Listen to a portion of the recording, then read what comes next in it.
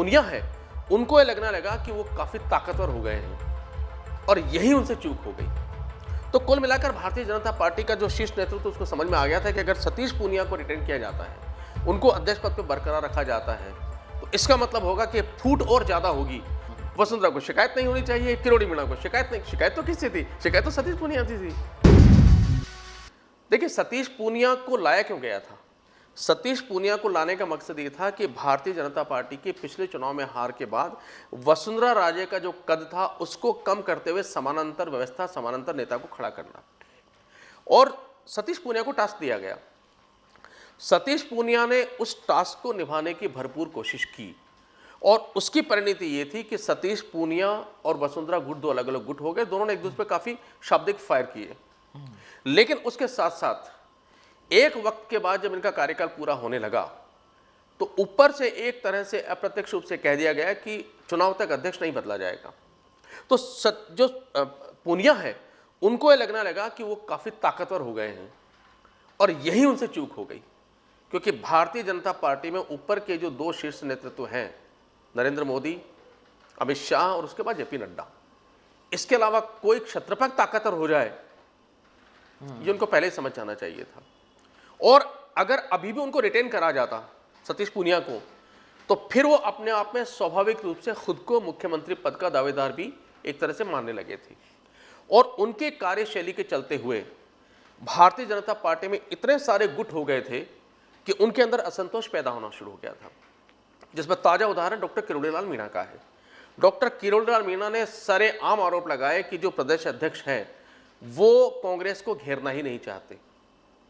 जब उन्होंने रीट को लेकर दौसा से लेकर जयपुर तक आंदोलन किया, उन्होंने स्पष्ट रूप से आरोप लगाया। इसके बाद जब उन पर लाठीचार्ज हुआ तो जिस तरीके से उसका विरोध करना चाहिए था, सड़क पर उतरना चाहिए था, उस तरीके से भी नहीं उतरे। तो उनका सतीश पूनिया को लेकर विरोध था।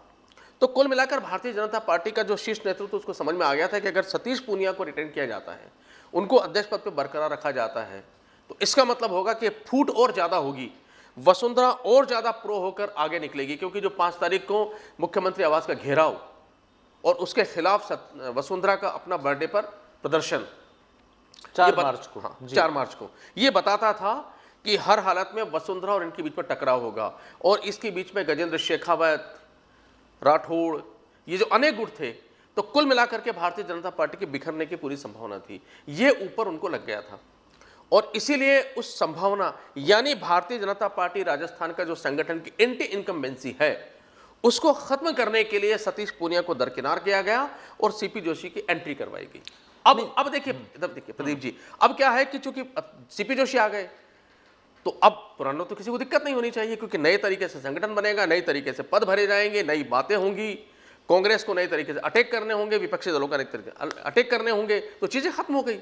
तो वो जो 4 साल की कवायद थी उसको खत्म कर दिया भारतीय जनता पार्टी। जो भी नाराजगी थी वो, मैं वही कह रहा हूं कि आंखों में धूल झोंकने वाली जो स्टाइल भारतीय जनता पार्टी की है वो एंटी इनकम्बेंसी अब तक शासन में होती थी। भारतीय जनता पार्टी ने उसको शासन की जगह संगठन में लागू कर दिया और जो संगठन में सतीश पूनिया की वजह से जो एंटी इनकम्बेंसी थी उसको खत्म करते हुए सीपी जोशी को लाए ताकि एंटी इनकम्बेंसी खत्म हो, नए सिरे से कहानी शुरू होगा। नए विरोध पैदा होने में, नई चीजें पैदा होने में तब तक इलेक्शन आ जाएगा और मोदी का चेहरा सामने होगा। वसुंधरा को शिकायत नहीं होनी चाहिए, किरोड़ी मीणा को शिकायत नहीं। शिकायत तो किससे थी? शिकायत तो सतीश पूनिया थी।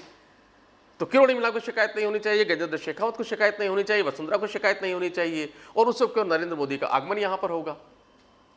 तो ये सारा का सारा जो कवायद है वो अगले चुनाव में जो उनको स्पष्ट रूप से डर लग रहा था कि जिस तरह कांग्रेस 2 फाड़ है और भारतीय जनता पार्टी 12 फाड़ है, यानी बीजेपी ने यहाँ सेफ गेम खेला है, यह सेफ गेम खेला, जो उनका स्टाइल है। ये उनका स्टाइल बन चुका है।